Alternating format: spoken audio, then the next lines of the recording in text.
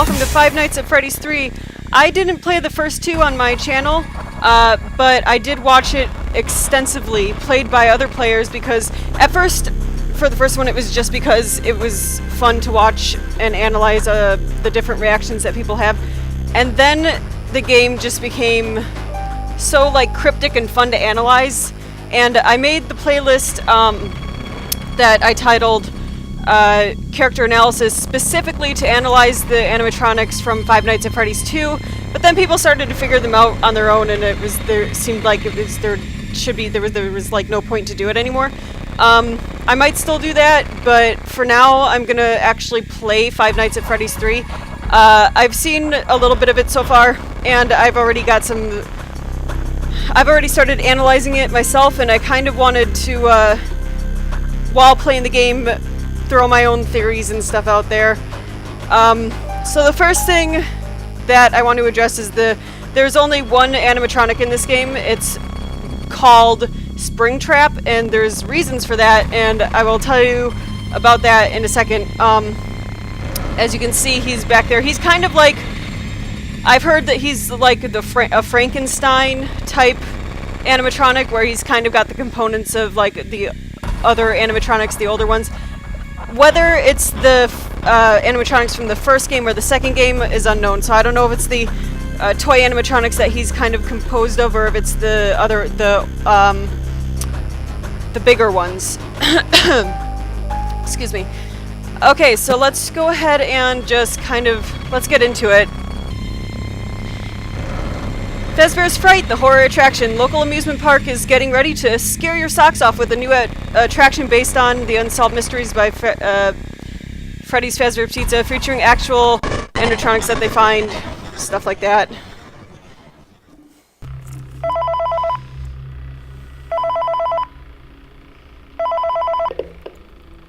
Hey, glad you came back for another night. I promise it'll be a lot more interesting this time. We found some great new relics over the weekend, and we're out tracking down a new lead right now. So let me just update you real quick, then you can get to work.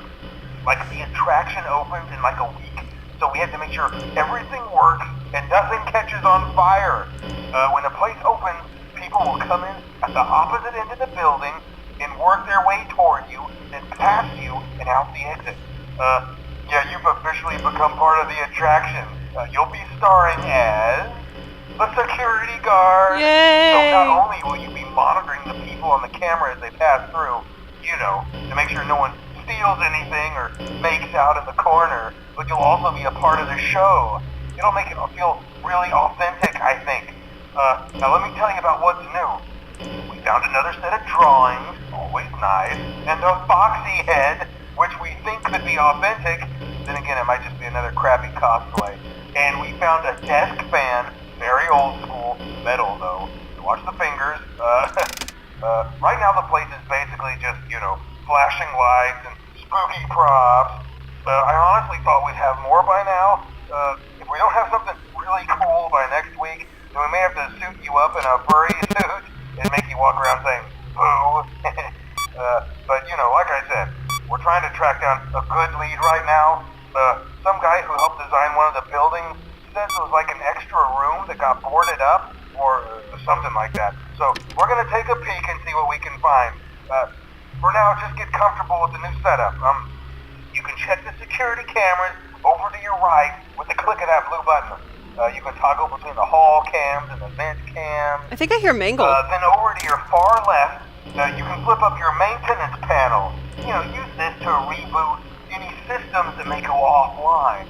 In trying to make the place feel vintage, we may have overdone it a bit. Some of this equipment is barely functional. Yeah, I wasn't joking about the fire. That's a real risk. The most important thing you want to watch for is the ventilation. Look, this place will give you the spooks, man, and if you let that ventilation go offline, then you'll start seeing some crazy stuff, man. Keep that air flowing. Okay, keep an eye on things, and we'll try to have something new for you tomorrow night. So it sounded like, okay, it must be during the phone call, but it sounded like Mangle was there, so maybe Mangle was sticking around near him while he was calling and making the message. So the Foxy head that he was talking about what might be this one, this big ol' one right here, where it's actually just a light system.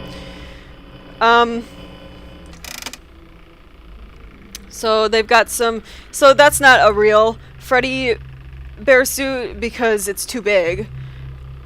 There's the box right here full of... What is going on with this box? Why is it all... It looks like blood or something is seeping out of it.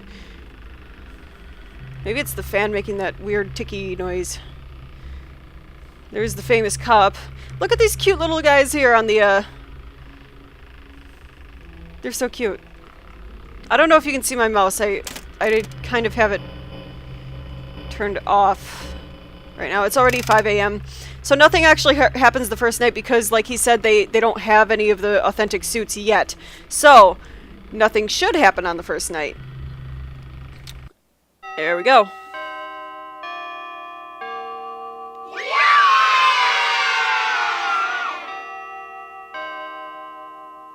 It almost looks like the M doesn't flash.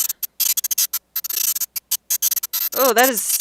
Oh man, that was horrible noises. So, I believe that these are the toy animatronics from the second game because Chica has her cupcake.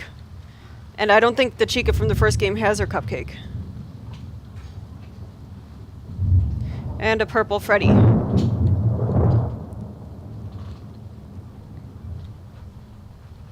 Oh, hang on. There's something I want to see.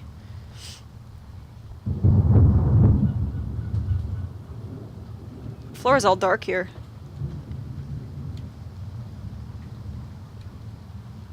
Here's the old security guard room. Oh, I'm stuck. It seems like you can easily get stuck on these tables. So there's a storm going on. I wonder what significance that has. So there's these those aren't numbers. BB, big B, little d, little b, little l, c, l, I, c, k. Let me write that down. I don't know if that's going to have any kind of significance in the analytical purposes of it later. So I'm just going to go ahead and write that down just in case. C L I C K. Click. Double click. BB double click. Balloon Boy double click. That's definitely a double click right there. Double click. Huh. I put caps lock on and double clicked B.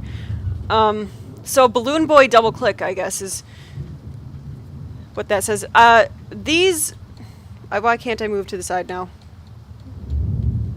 I can't move sideways. I can only go up or down in this hall. I don't know what's going on over here with these buttons. I wonder what significance they have. They seem to be a pattern of some kind. Balloon Boy double click. Oh shit! Did I take too long? That was freaky. I wasn't expecting that.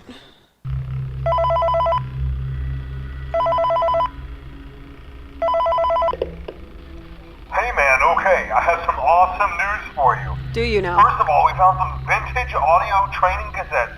Dude, these are like prehistoric.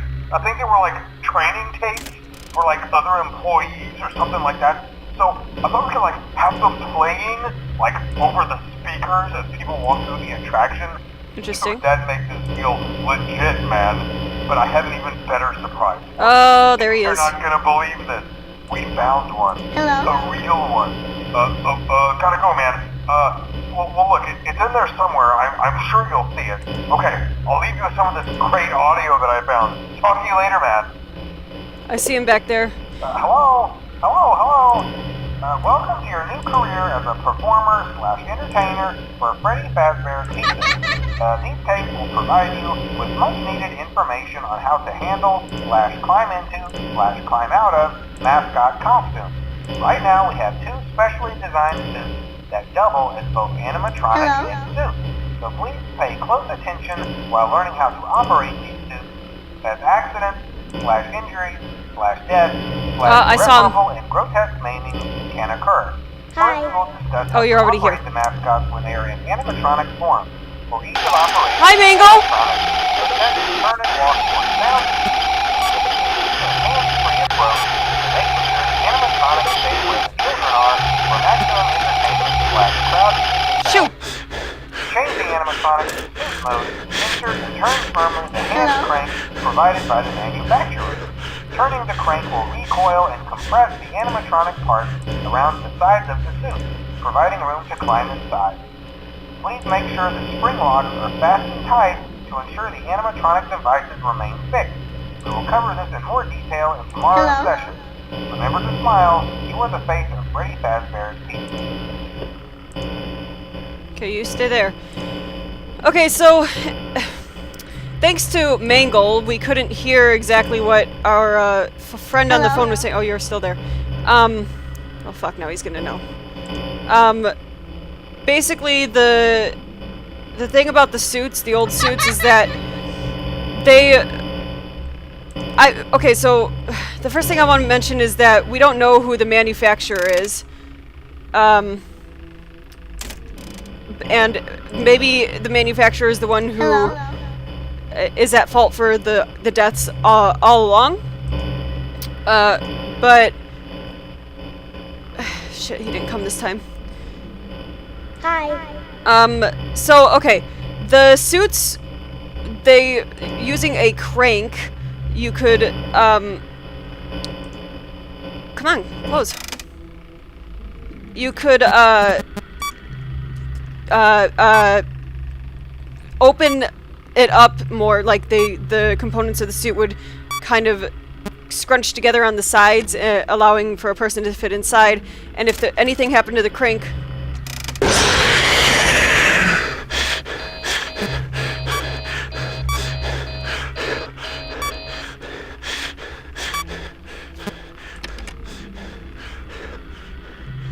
if anything happened to the crank, the person inside would get squished, basically. And I don't know what kind of... Oh, he's in the vents.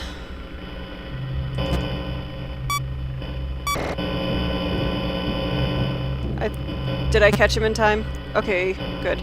So, I don't know what the significance of the way the components in the suit work in this game, or what the real components of the suit work, the way they really work compared to how they were described to work in the first game. You just stay right there, buddy.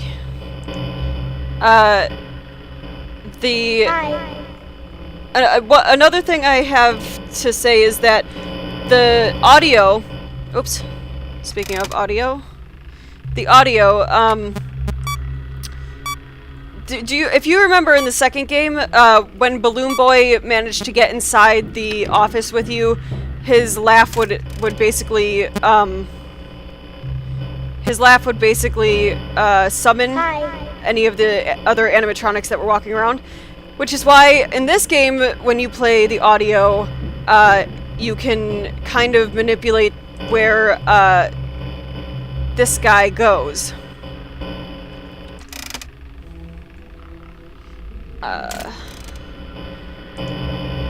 That's what I think. He's right there. Hi. His eyes look really kind of like real when he's looking up at you there. But like if he's looking at you directly, they just look dead and soulless. I have a feeling that if you play the audio too much, it kind of like tricks you into thinking of how Balloon Boy could be there, which is why he is one of the hallucinations that kind of can appear on the cameras. Oh, there we go.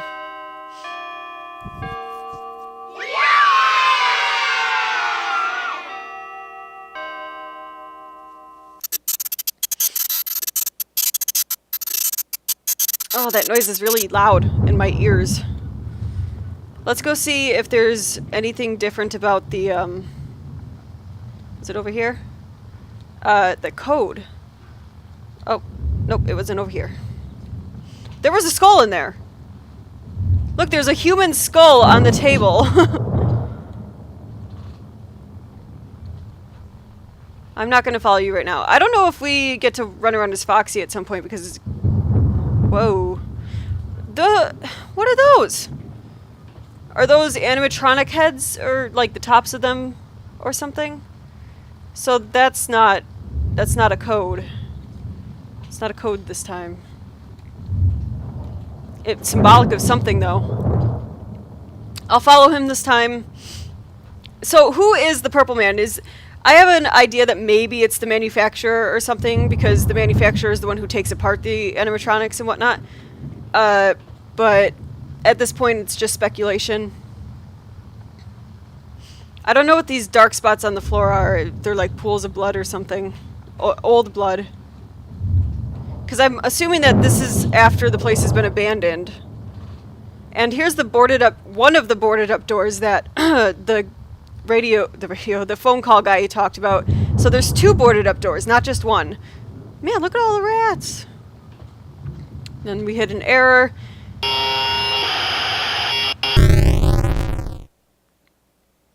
Also, why is he purple?